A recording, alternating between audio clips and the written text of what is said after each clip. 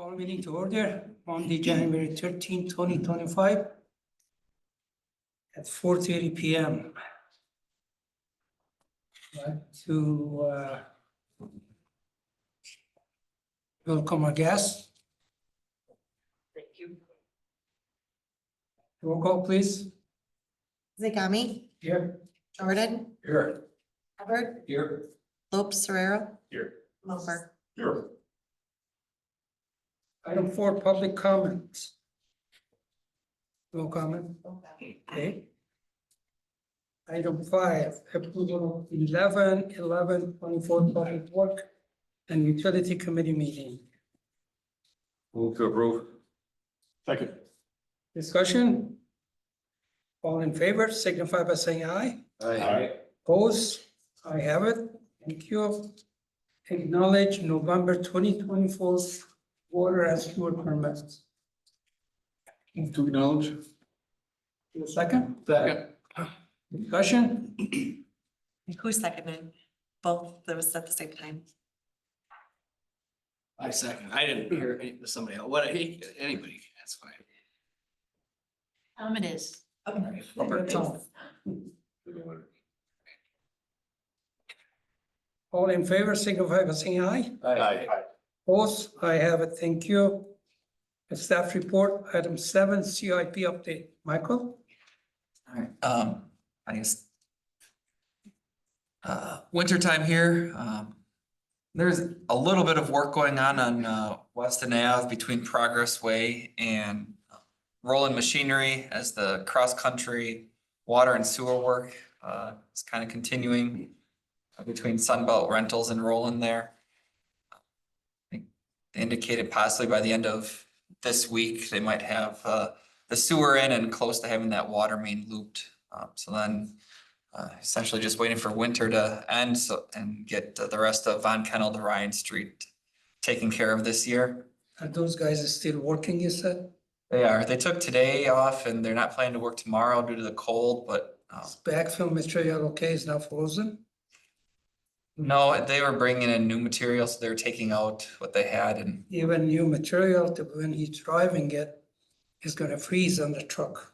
yeah, I would test it, just put the thermometer in and see what's the temperature. sure. Okay, I had this problem, let's put it that way, sure. at the Century Golf Club, Okay.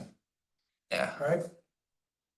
Go ahead, I'm sorry. Yep, I'm realistically, nothing else.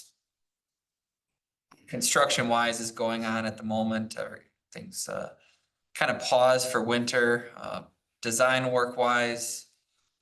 We did meet with some of the property owners at the Ross Ave and Metro Drive Pine Street intersection in November. I'm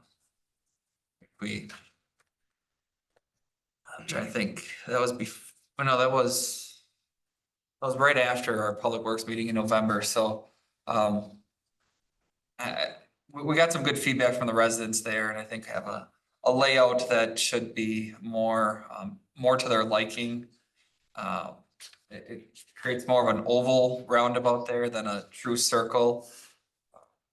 And we'll have a follow-up meeting with those residents here in July or January. I wish it was July.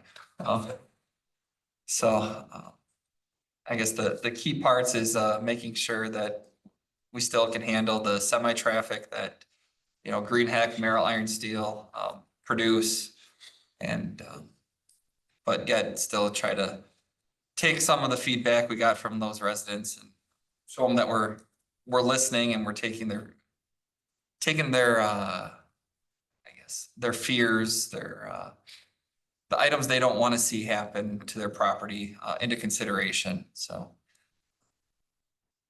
I guess that's a big one there. And then similarly, we'll get the Alderson and Ross one taken care of too. Schofield has just indicated that they really don't want to utilize eminent domain for any of their property acquisitions. They want it to be mutually beneficial for themselves and their residents. So just kind of need to make sure we got the Metro Drive one hashed out. So how do you accommodate, it's gonna be a roundabout, I'm assuming of some sort. Yeah. Does Merrill, and I really don't know, how many long lengths does Merrill Iron and Steel ship, on a regular basis, because of the projects that they do? Yeah. And I'm thinking that you guys have taken that into consideration. Correct, yeah, so it's talking to their logistics guys and knowing, what size, what clearance widths, lengths do you need to make sure that we don't build something and all of a sudden they can't get their product out of their shop, their factory there, so. Correct, yeah. Make sure anything that we design is usable for them. So we have that ongoing, making sure that any adjustments we make are still accommodating their truck moving.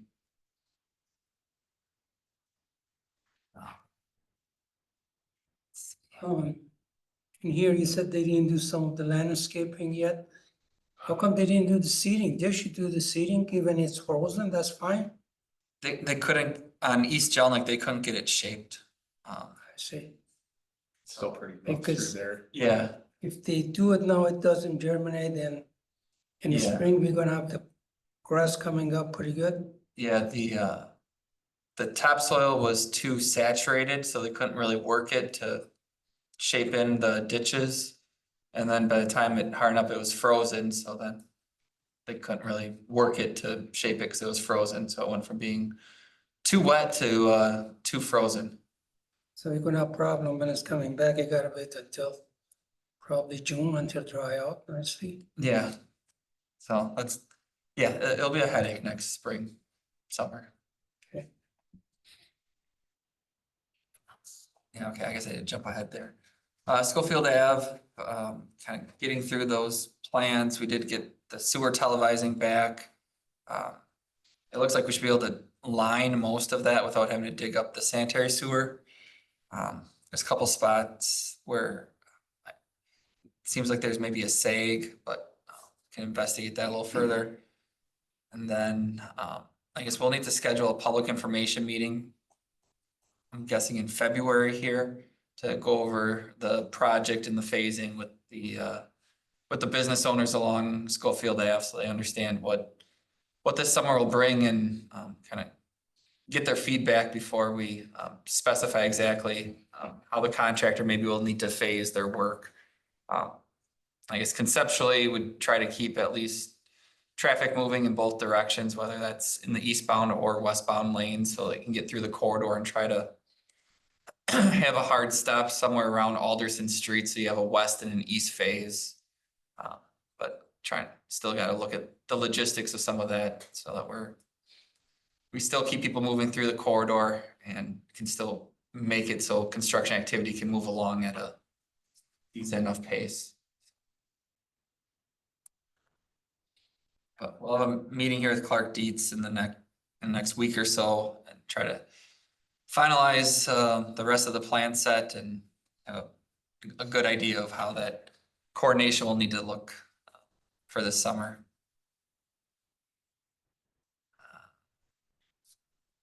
Fuller Street's progressing as well. A couple items we're bouncing off WPS as far as pole relocations go. And I guess those are probably our main construction projects coming up, and then still have a few of the other in design projects going on. So you put these two cross section here for us to what? Oh, that was just a leftover from last month, just showing that we'll have the trail cross section and then a sidewalk cross section, so it still will be split around Rogan Lane. So between Rogan and Ross, it'll be the sidewalk section in that residential area. And then south of Rogan, it'll have the multi-use path. A little bit more of that industrial trucking section of the roadway. So what is gonna do with all the water coming off of the sidewalk and goes to the curb? Where does that water go? So that curb is kind of like a driveway among, so there'll be storm sewer inlets in that curb. So it's not a flat curb, but it's flat but not, You got a flow line. you got a flow line, correct, yeah. Is he gonna, so how far that water travel through the curb? Isn't it all that your route down to the park. Yeah, so like, are you talking about the spacing of the inlets or? Well, it doesn't show any pipe for the storm and there, Yeah, I guess, on the sidewalk side, there is nothing in there to say there is a stormwater there. correct. So what I'm saying is the water get to that curb, Yep. where is that gonna go? It.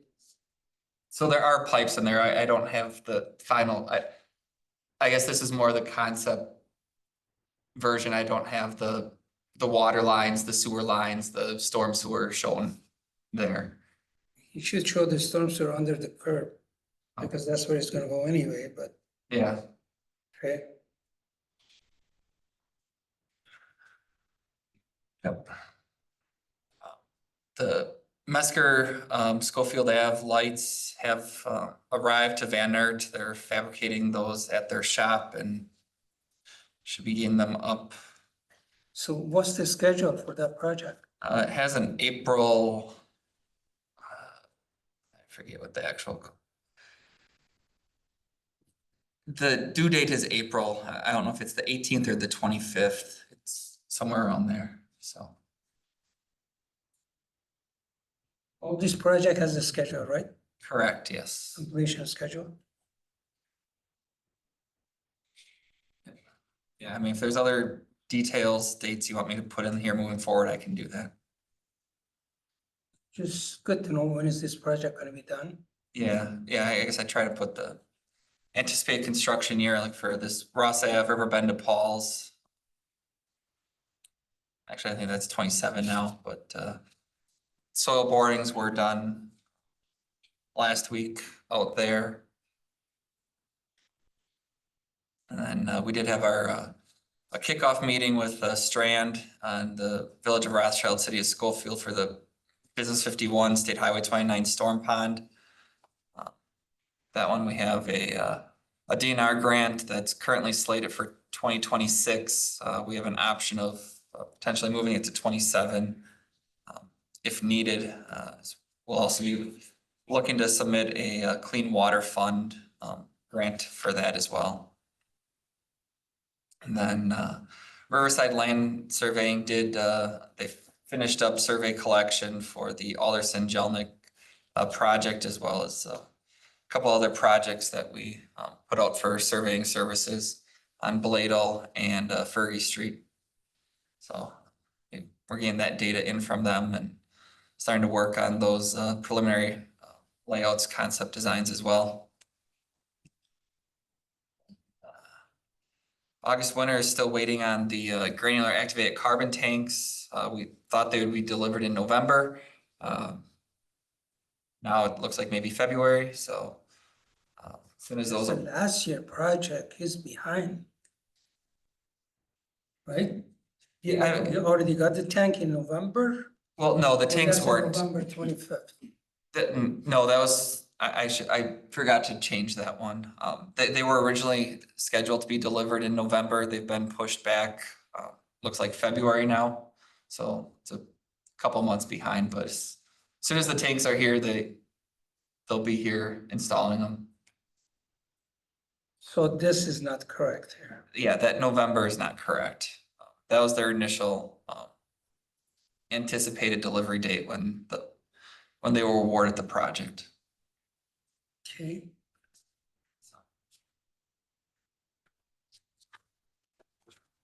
I guess, I think I skipped over the bike and ped master plan too. We had sent out an RFQ for the consulting services last week, so that's currently out. It's an agenda item later in the packet as well. okay. Right. Any question for Michael?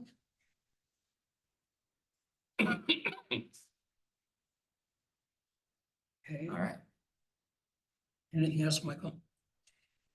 No, just, Okay, item 8, the street operation update.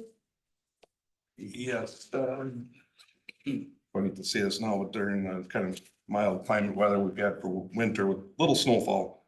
The DPW has been able to go out, brush and clear them a lot right away, bridge deck railings, can be all hand cut and accessed safely. So a lot of brushing, mowing, limb clearing, major outfalls, brushing out, clearing them, any debris. The water can flow come thaw time. There's invasive species over by the Eau Claire River Bridge that we had gotten taken care of, eliminated. Parks employees used his application, put a treatment on the stump so it doesn't grow back. It's in excessive brushing around our retention ponds throughout the village. With our, yeah, that's. That we have a lot of brush in there and then just around the ponds, keep them clean, keep them accessible, especially if we gotta start cleaning the silt out of them in the future. The Kennedy Park end walls, was all grown in, couldn't safely access it. Went in there, cleaned it up. Go open and lower the gates that catch the sediment debris. So we clean those on a regular basis throughout the summer when water's flowing. In the shop itself, the mechanics are readily setting up new snowplow equipment to our newer machines, working on seasonal equipment, getting it ready for the up and coming work time seasons this year. And staff has just been responsible for cleaning their own vehicles, going out, doing their routes. Greasing, everything is pretty much just up to the people that use that piece of equipment for the day, so. Trying to keep everything nice and clean in the shop here and usable.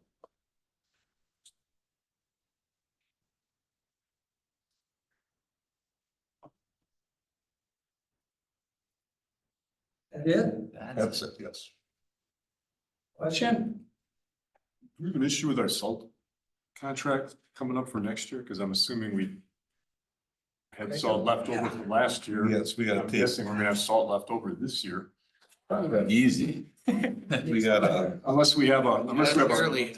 a crazy finish to the winter, and then are we contracted for salt next year? we don't have a contract for next year. We gotta take 1,000 ton from last year, from last year's contract. We are gonna be taking 1,000 ton. Didn't not sign a new contract that I know of. No, so the contract gets signed every May, June for the following year. So, yeah, this past summer, Is it a take or pay contract? yeah, so as you get it, I know 2 years or last spring, we didn't take all the salt that we said we were gonna take, and the DOT bought it, you know, so I guess we weren't charged for any salt that we didn't take last year. So I guess we'll see, we can hold about 2,000 tons, so hopefully by May, we'll have enough room for the 1,000 tons that we ordered, and if we don't, I guess we're back to talking to the DOT about buying it. So we do have a possible way out. Yeah. I just thought about it the other day, and I said, I'll bet we have way too much salt. I mean, Over 1,300 right now in the shed. Sure. And it's nobody's fault, it's just, yeah, it's just how the weather is, and I mean, generally speaking, so we're all on a one big state contract, like. So all municipalities in Marathon County are getting salt from the same spot, the same supplier, so. I know last year too, they're looking around to see whoever had room, if they could take it, so, you know, for Rothschild, maybe could take an extra 20 tons, or. You know, some was going to Marathon County or other smaller municipalities. we're going to probably got an issue again, of storage. We'll see how the next 2.5 months comes. I mean, we've had Februarys where we've plowed pretty much every single day of the month, so. Could happen again. And just based on my personal snowblower use, holy cow. Yeah. I finally started it in the middle of January. Is this storage is the same capacity as before? Yeah, it's a little less. We're storing more sand than we did at the old site, but a little less salt. You can store the sand outside, but you can't do the salt outside. Yeah, we changed up how we take salt delivery. Historically, we would only take delivery in August and we would fill the shed to the brim. And then just use it throughout winter and then restock it in the summer.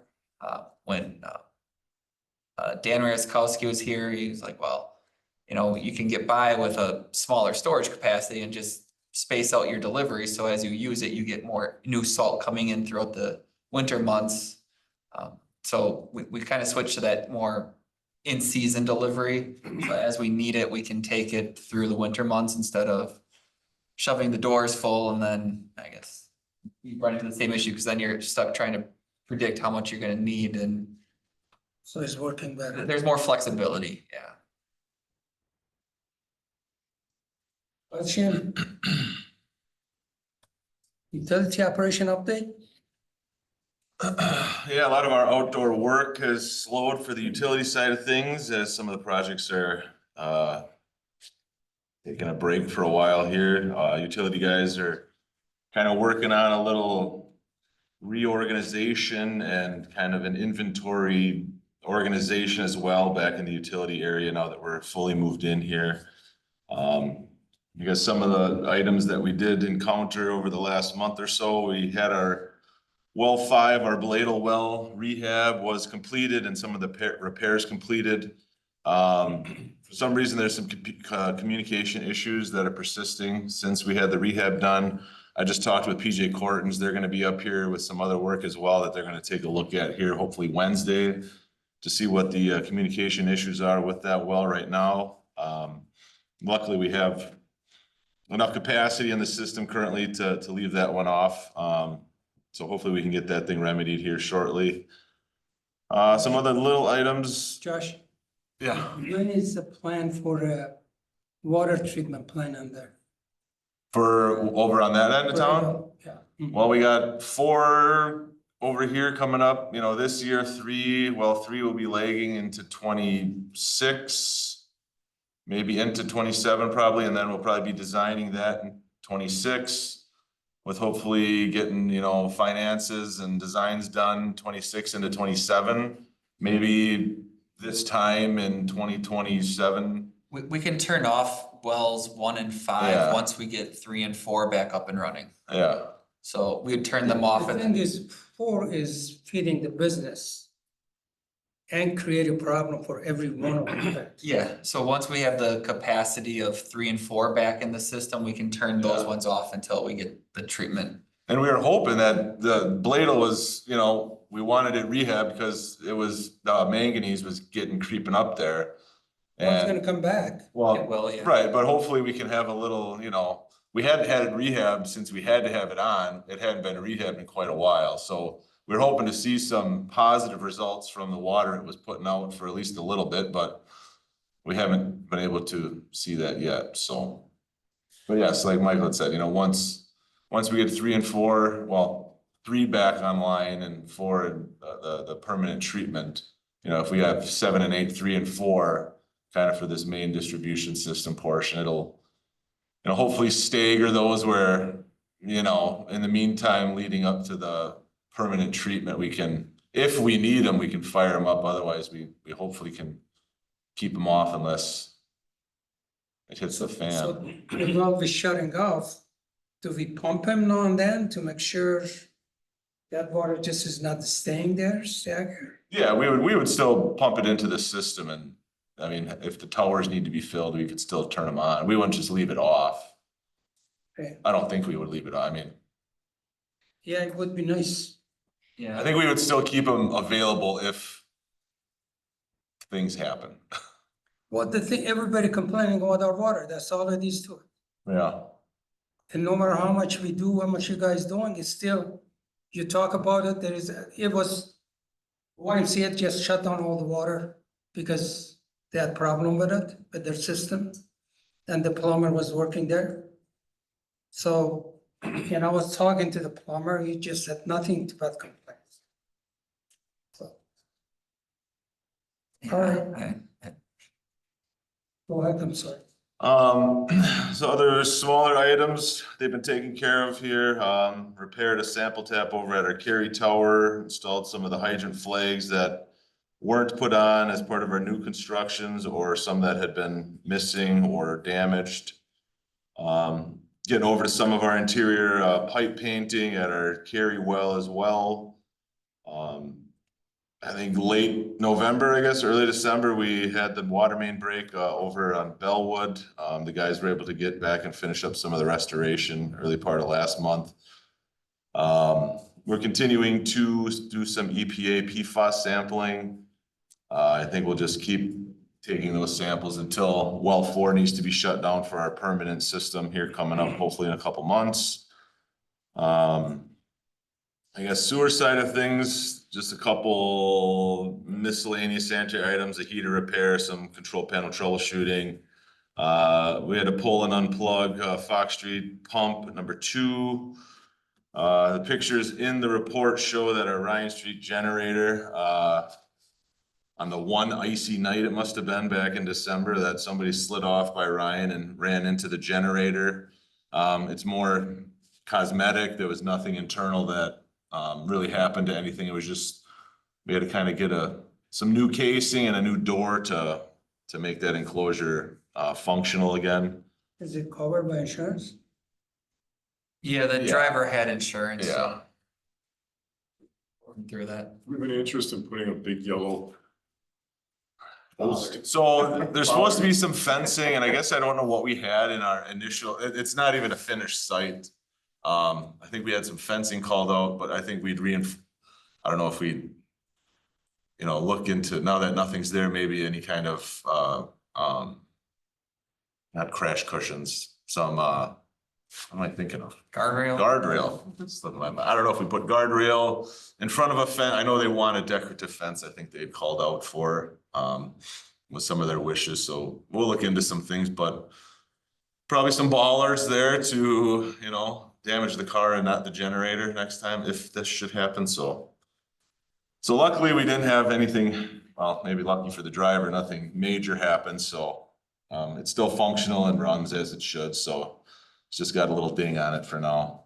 Yeah, I guess the best thing is it didn't take out these, all the control panels Yeah. to the left here. If it was a That little really bit that would've way, been a problem. that would have been a big issue. Yeah, I'm just kind of a believer in what happens once. yeah, yep. Yeah. Probably baller or rail guard their own that is needed, even if you Yeah. fence it, they still I'll put that because people go through the fence. Correct, yeah. Yeah, so we'll probably have a couple of things there that they'd hit before they get to that. Yeah. One side with the light post, that'll help. Yeah.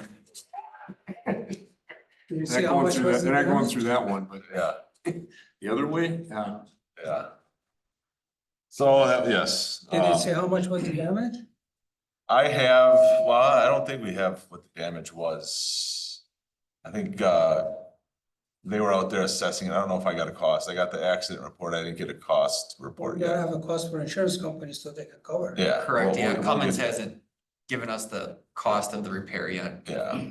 Those metal panels can't be that bad. Well, yeah, it shouldn't be that bad, but who knows what they would charge. A couple other sewer items. We continue to gather some pH probe data, clean the bad spots. We did get our new televising equipment. That's one of the things the guys are working on, kind of cleaning out one of the older vans to prep for installation of the new televising equipment. I'm waiting on a couple things and some screens and whatnot, but I think, starting this week, next, they're gonna start kind of gutting one of the vans and prepping it for the, new televising stuff. Just did some general, generator maintenance, some pump filter changes, photos of the generator. SCADA side of things, I just talked with, PJ Cortons, who's doing some work with AT&T. Last week, AT&T said they found the problem. Apparently they did actually find the problem this time. Jake says he did test a couple of the remote lift station stuff and they were communicating, so he's hoping to be up well, he's going to be in Cronin Wetter Wednesday. He might come just test a couple other things, but then next week, he's hoping to be up here full time to kind of get all of our SCADA components talking to each other. So hopefully next week we can really get our new SCADA system kind of up and running, and we got to start kind of getting things reporting back to us the way we want. So at least there's some positives and news with the AT&T side of things after many months of issues. Just out of curiosity, what was the issue?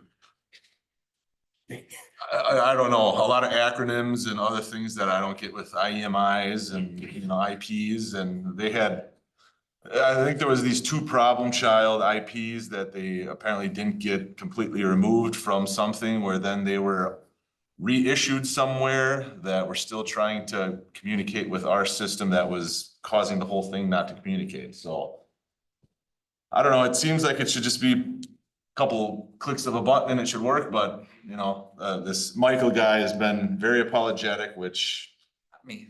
not him, yeah. You know, his apologies, I appreciate, but at some point I had to kind of dig in a little bit and say we need to have some results. So it seems like at least they found something over the end of last week. So hopefully next week we can put it to bed, and then we just got to start paying bills, I guess. Other than that, we just had some diggers, not too many diggers, not too many work orders. I included just some of our lateral inspections that we kind of do with the guys when they're doing some of these new home installs. Guys in the hole, Huh? No. okay, No, we just do a visual inspection, and, document material type and depths, and, that's all we do. We don't get in the holes with them. can we have it like this, excavation like this? No. No, I was gonna say, that's not OSHA. No. And that's why we don't get in the holes. Yep. That is not OSHA approved. Who's the contractor? Oh, I mean, I don't know who was on this one. We had contractors all over. I don't know. There's like local plumbers, most of that. Foundation Most of them are building just- Is exposed. Yeah, I mean, some of them might just be Foundation of that building local. Is exposed. Yeah.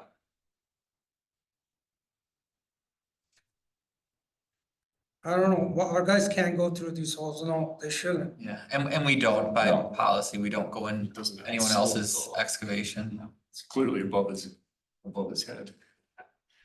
Yeah, because I mean, we don't hire the plumbers, so we're not checking their slopes. They're hired to make this flow from here to here, and we're concerned about, you know, material types and making sure Verify it's connections. not leaking. Yeah, verify there's no leaks, and then, You know, these are the things A1 was doing, and they practically put them out of business.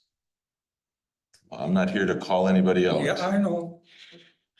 Okay, So I guess other than that, nothing else really. I touched on Bladel. I guess the remaining stuff is just kind of our customers added over the last month. Some of our water pump numbers and wastewater flows and lift station run times. anything else? Nope. I just have one other question. What is our current fluoride level that we treat the water with? We always treat it at the 0.7. 0.7. Okay. Yeah. And I'm just bringing that up because the NIH just put out their report, I don't know if you were on January 5th, they did a meta analysis of all the reports that were available and said, you know, moderate confidence that at high levels, it does cause damage to children's IQs. Yes.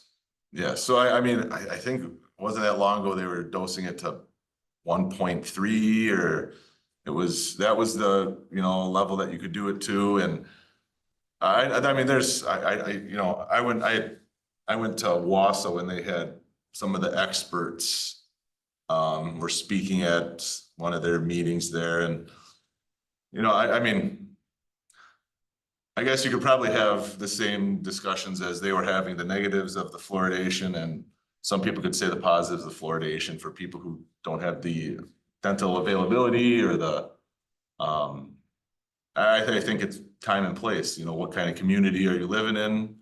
You know, who's monitoring some of this stuff? I mean, there's definitely an issue if it's dosed at a very high level. You know, so that's, we monitor it, and I mean, I guess if there's a change that comes down that says you must, then we will. I just want to know what level we're at. And that is the recommended level. I tried to look it up online. I couldn't find it. Yeah, I went to the US government thing that supposedly has a link that and it says that it's not listed for our community. yeah, So I just wanted to know what the level was relative to. yeah. I'm kind of surprised that we haven't been hit with more questions regarding fluoride stuff with some of the, I think it's coming. I really do. I'm sure it is. Yeah. Once the new administration gets in there, I'm sure there might be a And little there are more. some communities that are at like the 1.5 or 1.3, like you said, and I Yeah. think they're probably gonna be looking at making changes. Yeah, yeah. Would be my guess, yeah. Anything else? Okay. Policy discussion and recommendation, item 10, sale of surplus equipment. Yeah, so last meeting we had, we discussed putting a couple items up for sale on the surplus auction site, which we then did in December, just kind of completing the circle. We ended up receiving $36,890.71. Our main item was the 1990 triaxle dump truck, which sold for $29,500. Which I thought was pretty good for a 35-year-old truck, so. Just more of an FYI, I guess. I don't know if I had an acknowledgement, but. What's your wishes? Move to acknowledge. Second. Discussion? All in favor, signify by saying aye. Aye. I have it. Item 11, leak detection service contract. All right, Explain, Michael. yeah, so in. I don't know, it's probably around October-ish, the Eric Lindman with the city of Wausau had reached out to our communities. He had gone to a water conference and I guess was discussing leak detection technologies with a company called Astera, which utilizes satellite technology to identify, I guess, areas in the water system which are likely leaking. So they have some proprietary, unique way of working with satellite images to be able to depict the changes in, I don't know if it's the earth temperature or whatever it may be, to show that something here is different than the rest of the area around it. The city of Green Bay has been working with them for a couple years now, which the city of Green Bay has had positive experiences. They were proponents of utilizing them. Said these guys were a legit company. They have helped the city of Green Bay narrow down their areas to look for, and made leak detection, I guess, a little more, I guess, of a skilled, proactive approach versus waiting for water to surface and then fixing the breaks as they occur that way. Again, we have about 113 miles of water main, about 5,600 water services. So, in Josh's report, it kind of got skipped over, but we did have a water main break on Bellwood Ave. That might have been towards the end of November, early December. It's just off of Alderson, south of Highway 29. So we generally get a couple of those breaks a year. That one was probably leaking for a little while as it was found. Really, it was residents complaining about their sump pumps running longer than normal, which then got us looking and eventually found it. So it didn't pop up to the surface maybe as a you know, as maybe the movies make it seem where, you know, water main breaks and all of a sudden it's shooting out of the roadway. Sometimes it follows the trenches. We've had leaks that have shown up in sanitary sewer manholes where, you know, we think there's infiltration from groundwater, just to find out that it's actually the water main leaking next to it that's infiltrating in and going away. So this service is something that can help narrow down those areas to look at. The city of Wausau did approve a 2-year contract with this company, which I guess since Wausau's committed, we do get a price break, which saves us $36,000 since we'd be utilizing the same image from the city of Wausau. And I guess the other part is it can kind of help essentially create a heat map for us. So I guess in general, we maybe have a sense of where our problems are, but as we look at future projects and prioritizing water main replacements, I guess it'd give us better information to say, yes, this is the street we want to target, you know, next year and then, you know, 2 years from now. Versus, you know, maybe picking one street and then we find out we got a bunch of breaks on the street next to it. And then we're having to dig up a road that we could have just done that year instead of the one next to it. So his guess is better than yours because he said he located with one block or 2 blocks, something like that. Yeah, so they give you a kind of a general radius of where it is, and then they have the contract with they call it boots on the ground guys who will come correlate it for you and say this is exactly where your leak is. Well, they find it that way then. Correct, yeah. Okay. Yeah, so they use the satellite imagery scans for kind of that general consensus, and then they have people that come valve to valve to find the leak. So that is part of our That is- contract because here you got what detect, prevent, advise. Yeah. Could you explain Yeah, that? what is the differences? I was, interested in that also. Yeah, so the detect is I guess It's the page 51. yeah. Yeah, so here's the pricing for us. I guess that's the other thing is the city of Wausau went with the prevent. So in order to receive any discount for that, we would have to utilize the prevent or the advise. If we went with the detect, we wouldn't get any we wouldn't be eligible for the city of Wausau savings, I guess. So the advise is what it advises how to fix it or what to do. Yeah, so Okay. page 50 here kind of goes through, so like advise, it would integrate more with our GIS field maps. It would help, it would give a little more enhanced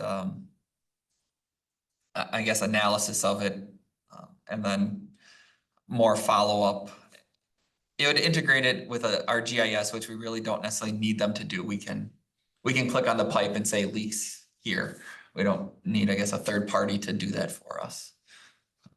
And I'm confused about the discount because in the detail, it does show a deduction for all 3 packages.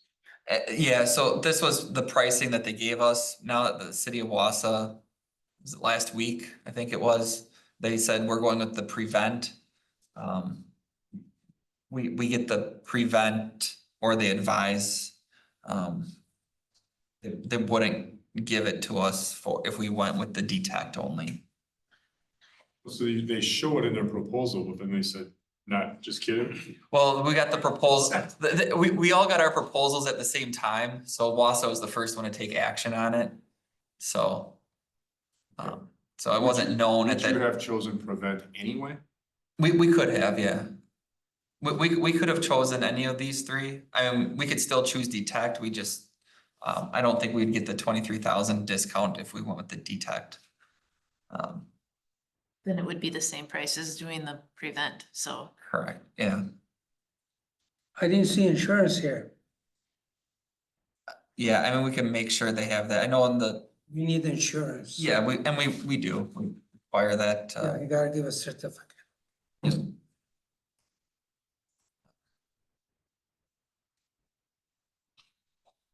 But he didn't say anything in his contract. Yeah, and this is, I guess this is their proposal. It's not necessarily their contract. So, Okay, right?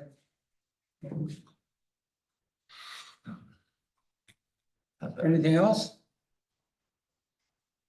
What is the optional additional service? If we want more time of them on the ground, if we wanna spend. So we get 40 hours or 5 days of that on the, the BOTG is their boots on the ground technician service.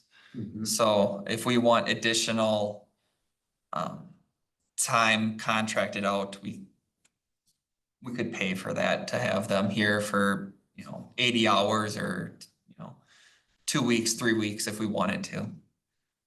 We can also utilize a different leak detection agency.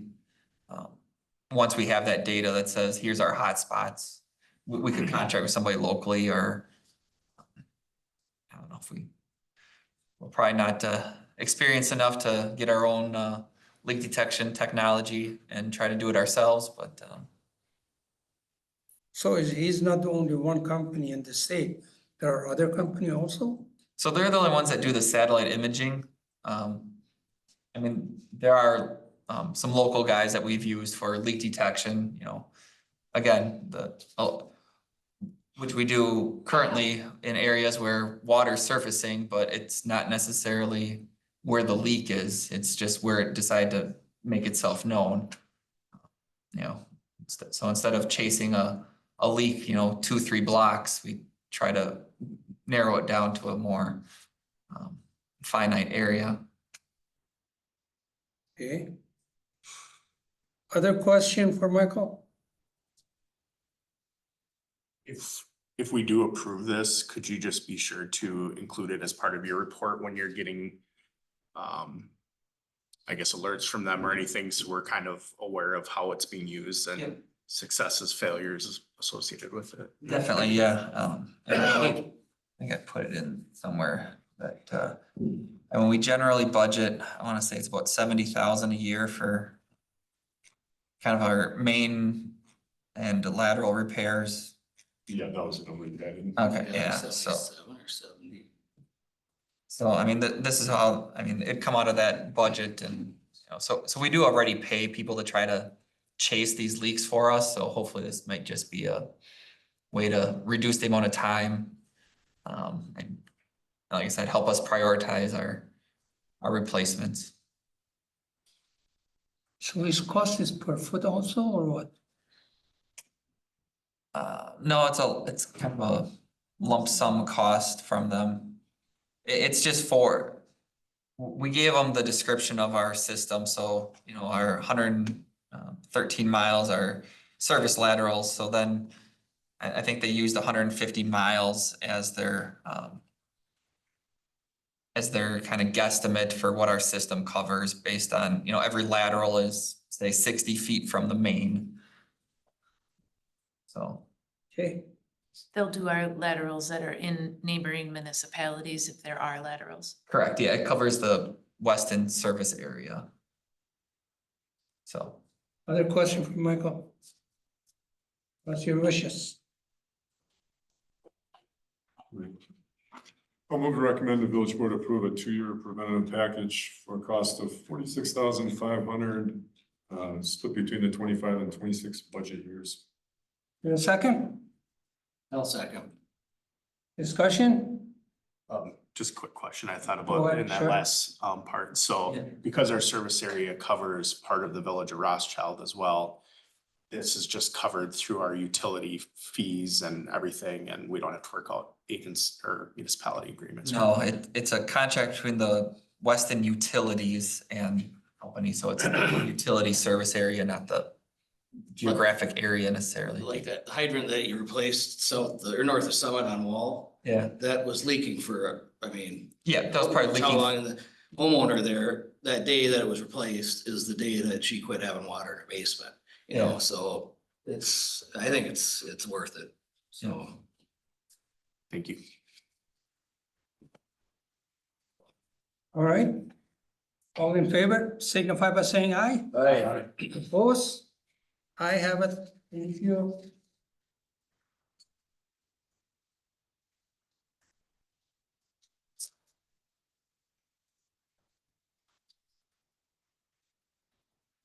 Item 12. Weston Avenue, Prince Alderson to Birch Street, street lighting. Man, I meant other place in the village, not in there.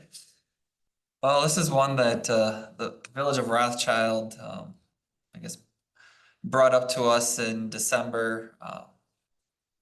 And mainly the thought of was to add lighting for the new multi-use path and not necessarily overlight the corridor due to its rural nature and no new development there at the moment. So WPS had relocated 12 poles essentially during the project in that span. WPS first came back to us with a proposal to just essentially alternate poles and light 6 of those. We had asked for a few alternates, which I was hoping to have by this meeting. I don't have that. So I guess maybe the biggest question is, are we interested in pursuing this further, or I can bring it back next month, or Can you explain the additional costs?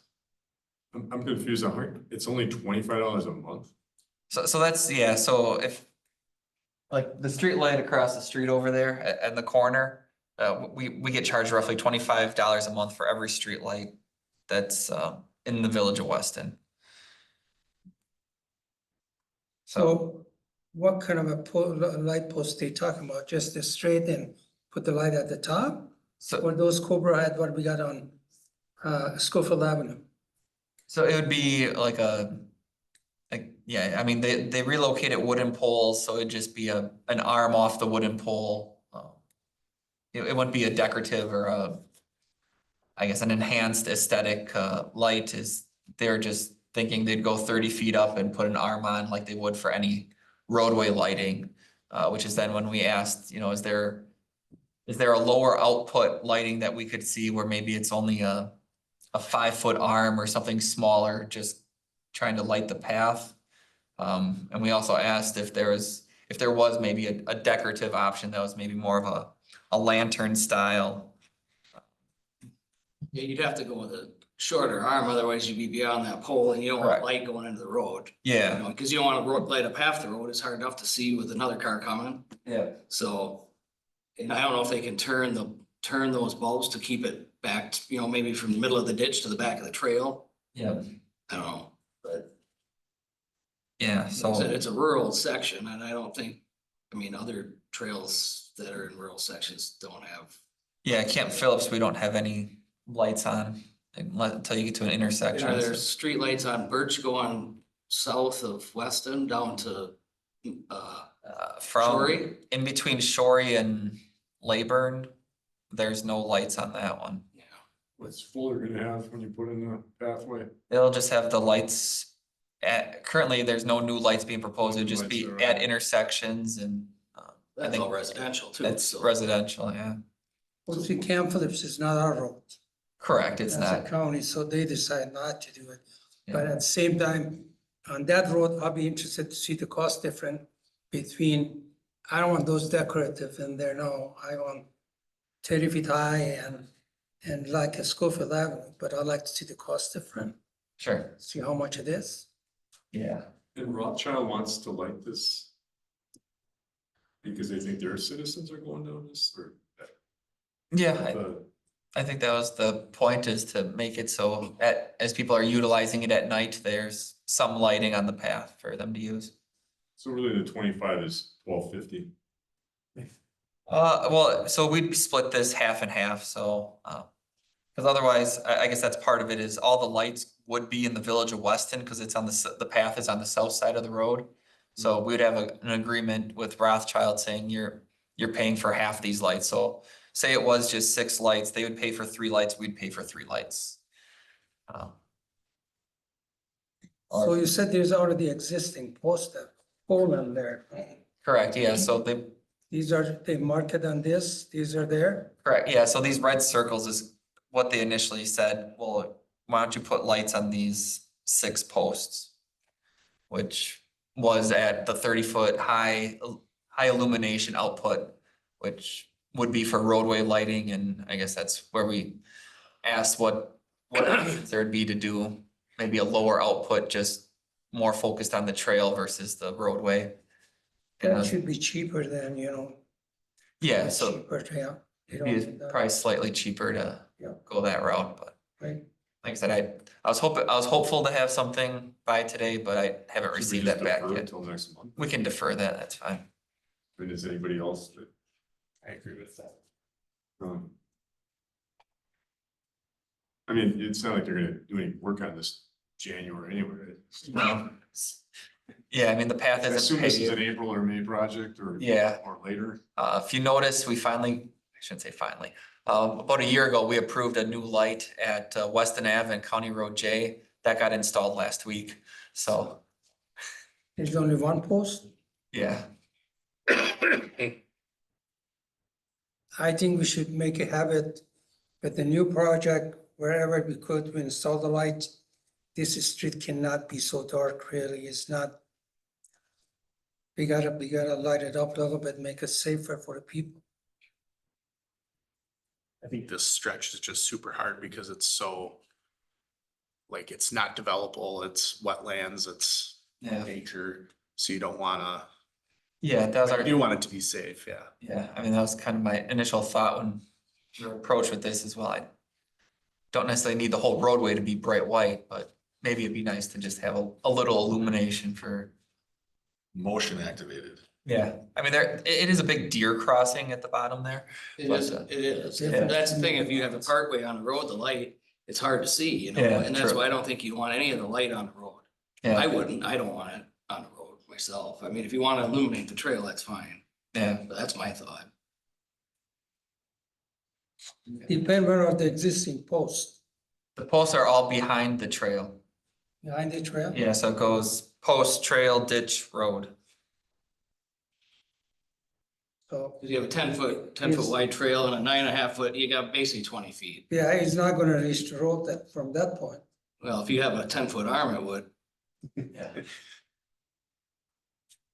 Okay, what's your wishes? Any other question? We're looking at defer Yeah, to next deferring month. until next month. Pending further information from WPS. Is there a second? Second. All in favor, signify by saying aye. Aye. Opposed, I have it. Item 14. Item 13, I'm sorry. Pedestrian and bicycle master plan update. So we had previously received a transportation alternatives planning grant for a bicycle and pedestrian master plan.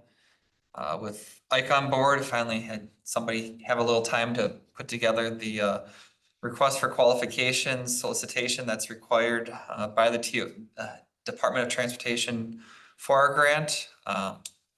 So we did get this posted last week, Monday. I believe there's 5 or 6 consultants that have already, I guess, kind of pulled the RFQ. Copy of it in the packet, but this was one of the components of our comprehensive plan update was including a bicycle and pedestrian master plan. So we're 2025 here is a big year for our comprehensive plan update, which this will kind of become a part of as we go through that process. Okay, whoever gonna get it, they should consider Mountain Bay. Mhm. Because Mountain Bay is stopped before we get to the well house. Yep. They should continue it all the way to Mesker, from Mesker on the Carzella to Ross Avenue, Ross to Ross Avenue, then put them on the railroad all the way to the turn, bring it to the Camp Phillips. Mhm. That's definitely one connection there. And from Camp Phillips, they can use the Northwestern to get to Boston. Also, there was a talk to go over the railroad, but railroad said, no, we're not gonna let you do that. Yeah, yeah, so part of it will be going through all those proposed routes or items that we want to connect. Kind of call out, looking at connecting schools, parks, employment centers, shopping, and kind of and looking at adjacent communities and how we can better connect to that. And then we'd have some working groups and So you guys would be involved, Parks and Rec Committee probably involved as we go through this. But this, what I just explained. Yeah, no, that's a talk big about one. This project forever. Yeah, Marathon County just dragged their feet, they didn't do it. yeah, I mean, all the railroad ties got removed, what was that, probably over 10 years now ago? Yeah, there is a crushed stone in there. If you put the 3/4 inch at the top of it, and then we can pave it Mhm. practically. Yeah, Okay. so I guess this is more of a what's your FYI. wishes? Oh, I'm sorry, Michael. No, I was just gonna say that this is just kind of an FYI, this is out there and next month we'll likely be discussing then the proposals that we receive, so. Accept the motion on this. To acknowledge, No, isn't that what it says? not according to the way they have it here, so I move to recommend to the village board, okay, acknowledge, right? Yeah. The RFQ for the bicycle and pedestrian master plan. So are we acknowledging, or are we? Yeah, I guess you're As recommending the announced. board acknowledge, yeah, I or you're recommend that the acknowledging. Village too. board acknowledge while also acknowledging. Is there a second? I'll second. Discussion? I don't think that should be acknowledged because you're spending money on there and you, Yeah, well, I guess we're acknowledging that it's out there and then we'll recommend approval once we have I guess, a consultant to hire. all in favor, signify by saying aye. Aye. Opposed? I have it, thank you. Item 14, real estate service contract amendment for Ryan Street Lift Station. All right, as part of the Ryan Street Lift Station, Apache Lane, Ryan Street River Crossing project, we entered into a real estate contract with Becker Hoppy for purchasing property, which was owned by a condo association. And at the time, thought it would be a fairly simple process where you're dealing with one, in essence, one property owner being the homeowners association or the condo association. As it turned out, state law changed and the work entailed working with all 24 condo association property owners. I think it was 12 of them had partial mortgage releases. It was just a lot more than one property owner. So I guess Becker Hoppy continued doing the work. I guess they kept me in the loop that this was more than expected. I probably should have been updating this as we were going. But then I guess in essence, their total cost was $17,200. Their initial proposal, if it was one property, was for $33,550. So we have a difference of $13,650. I guess the way I look at it, if we would have used their cost for all 24 properties, we would have been at about 68,000, which we're well under. So this really is their time that was spent, which I know was lengthy working with some of these, and a couple of the properties sold while they're in the negotiation process. So then they had to go work with the next property owner. So I think in good faith, I'd recommend approving the contract amendment. So this is over the budget, isn't it? Do we have a budget or you have extra money someplace you can pay for this? Yeah, we always have some professional services for the sewer utility, which This is kind of where you've had the baby and you're acknowledging the pregnancy, right? I mean- kind of, yeah. The work had to be done, otherwise we never would have been able to. I mean, it looks nice. I've been over there, but I also said to myself, it's all done. Yeah, I mean, so now they're saying, hey, this did cost us this much more. You know, And I also understand the complexity. Just trying to get banks to release mortgages. And geez, everybody's got to dot the I and cross it, yeah. And it was over 2 years worth of, contacting property owners, and then we were trying to get The last one was a quit claim deed from the last property owner. Which, yeah, everything's good now. We got the CSM that was approved last month, but it was a very lengthy process for what initially was thought of as being maybe a month. Anything else? What's your wishes? I'll move the recommended village board approve a contract amendment with Becker and Hoppy for real estate acquisition services for Orion Street Lift Station Utility Project for an increase of $13,650. Is there a second? I'll second. Discussion? All in favor, signify by saying aye. Aye. Opposed? I have it. Thank you. Future item, next meeting, Monday, February 10th, 2025 at 4:30 PM. That's our regular meeting. And then B, to be determined, Schofield Avenue, PIM. Public information meeting. Public information meeting. Public information, okay. Item C, Monday, March 10th, 2025 at 4:30 PM. That's a regular meeting also. Topic for future meeting, We'll have the street lighting on Weston Ave again. and then remember I said if you can have some kind of a plan, the area of thing we need the light. We can discuss it at least. Yeah. Because there are few people after they heard that, they said they were interested. They thought that was a good idea. On which road or? Nothing specific, just we look at the Sure. road, the area, we think we need. We wait here for people to come and ask for a light, then we say, okay, we take a look at it. I don't think we should be that way. We should take a look at the area, need the light, and then see if we can implement it.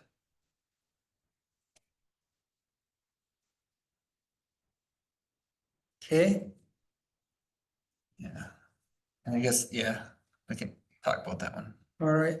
Item 17, remark from the staff, Josh? Nothing. Forrest? Michael? No, just ready for a new year. All right. Remark from committee members.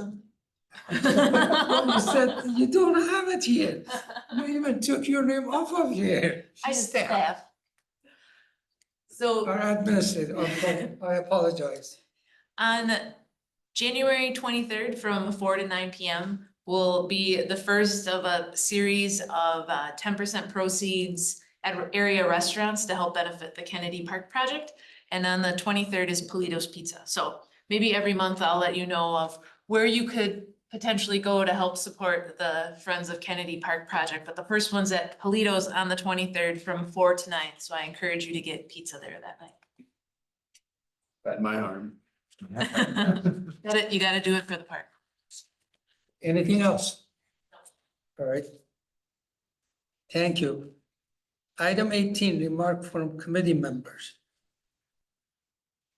So, Michael, if I wanted to review the plans for these, the potential plans or whatever you have on these roundabouts, Mhm. where would I find that information? I can send it to you. I guess we don't have it out there. Everything is, I know it's all kind of pending. I mean, you're working on it. yeah, I'd just like to see an overview of what your thoughts are at this point. sure. Yeah, I can send those out to the whole committee You here. can just bring it to the meeting, next meeting, and Sure. we can talk about it. Okay. Oh, that'd be good too. Yeah. Topics for future meeting. I just have one comment I wanted to make. I just, in seeing that fluoride article today, and then I thought back about PFAS, and they said like 10 years ago, I don't think much time was spent on, and maybe I'm wrong, but it seems like more and more we're coming up with what's in our water that we didn't know we have to deal with, and at what level is it at? And I don't know, like I sat back and I said, yeah, you read the paper, you see this or that, but should there be a thing where like once a year that this committee goes over, where are we, where are the federal levels, or where's the, that kind of thing on PFAS, fluoride, manganese, iron. I don't know what else we all test for every you know, on a consistent basis, and where exactly are we versus what are the standards? Are the standards starting to change? Is that something that should be on our radar? Sure. Um, Yeah, as so to- and it's just, I'm just throwing out as a thought to the committee. I think any of this testing they do, when they get the result, whoever is the laboratory, they're supposed to write up what's the standard, what we're getting out of the water. It And- should be in there. And we have a part of our annual report that we fluff up a little bit is we do have our consumer confidence report that all of our DNR compliance testing is populated into our spreadsheet, basically, that, you know, it goes back to, you know, we don't sample for everything every year. The DNR kind of has you on a cycle for bromides and all these, you know, kind of obscure, which might not be so obscure in the future here, but so in our consumer confidence report that all our customers get, it has the breakdown of, you know, what the max contaminant levels are and where we sit. And then with a lot of our use unregulated contaminant monitoring rules, then they start. So yeah, there was one for Michael pulled up from 23. So that's kind of our shot sheet that we get for, you know, if we're in violation.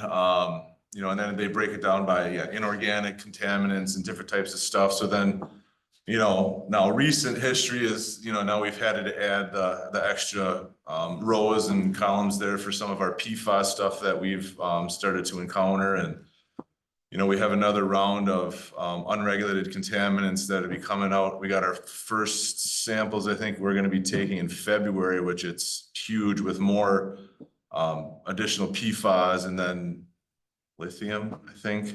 Would you hold it, please? Yep. So that'll kind of show, you know, when your sample date was, if it was not this year, when it last was. But we kind of slipped kind of COVID era with some of our own, we sample kind of in addition to some of this stuff for chlorides and sulfides, and just so we can kind of see where some of our trends are, outside of just what the DNR kind of has for our compliance sampling. I think our iron and manganese high already there. yeah, so the thing is with this reporting is that you report your highest one found. So if, you know, out of our 6 wells that we're running, or I guess we only had 5 running in 2023 here, the iron number, the manganese numbers, the chloride number, it's all going to be from your highest source. Yeah. So we could do a better job of kind of breaking this down and showing where each well is and how that works. And I guess. Is this before adding chemical to it or is after? This is raw water. Yeah, these are just raws. Coming out of. Coming out of the ground, yep.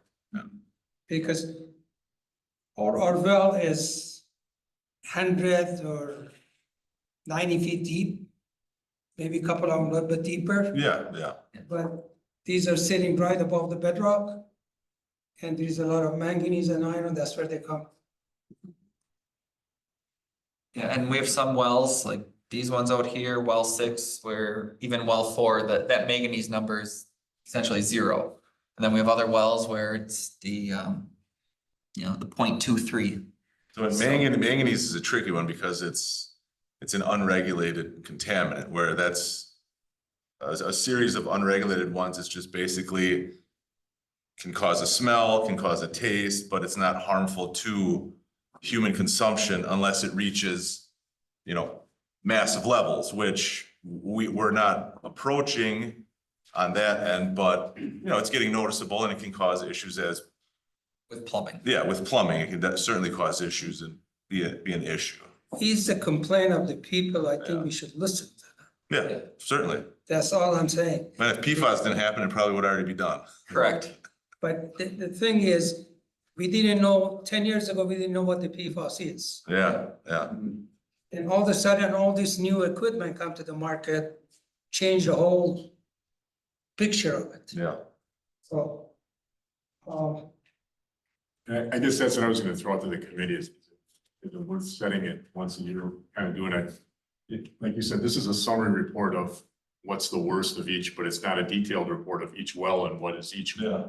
And we have our historical, all our historical sheets. I think we probably just need to get caught up with, but I know we had some trend lines of a lot of the different, I keep track of our raw water yeah, we do have. samples. Yeah, See, the issue is, let's say people go for vacation for a week or two, Mhm. nobody use the water. They come home, they open the faucet, here's the water, all this color coming through it. Because we add the chemical, it's good for 3-4 days, after that it start bringing color back. Yeah, And that's where all the complaints start coming in. sure. I mean, it's gonna vary too. I mean, if you're on a dead end line in a cul-de-sac, it's gonna be Yeah. different than if you're off of main transmission line where water's, getting recirculated, every minute almost, if you're, so it's really hard because sometimes it's pockets of the utility that have issues versus system-wide too. So, Here's the thing, South Timber used to be the dead end pipe. Versamac went to take a shower. She was my neighbor. Opened the water, all black and junk stuff came all over. She came to the meeting and she brought a sample of the water, and that's a long time ago. But those things happen. Then we looped the water. Yep. In South Timber. Yeah. So things happen, people, they know about it and they complain about it, and the plumber talking about it all the time. yes, yeah, and that's why when we talk about our water projects, we do bring up, we're looping, we're trying to close these gaps because the gaps are what, do cause the issues and, it helps with fire flow, closing the gaps, it helps with water quality, closing the gaps, so. Yeah, we can break down that. Sounds like a good assignment for Josh. yes, thank you. Not that I'm trying to, but like I said, as I read, I just said, Well, it's probably good. I mean, I think we need to brush up on we had our master plan done, so I think we're gonna be maybe getting into a revision of our water system master plan here with Ike on board and our models and stuff, so we could put something together. I think city of Warsaw is the best water around here, although they draw their water from same source, but they have a water treatment plant. They treat the water so you don't see any of that stuff. Yeah, and that's what we're in the process of doing is putting in our water treatment. Everywhere we can, we're just not a centralized system, we're a community system, I guess. Right. Yeah. Well, that's what I'll keep asking. Sure. Anybody else? No, I'm good. You're good? All right, thank you. Item 19, announcement. There's no announcement. Is 5:48 PM. I'll accept the motion to adjourn. Motion to adjourn. Second, second. all in favor signify by saying aye. Opposed, I have it. Thank you very much for coming to the meeting.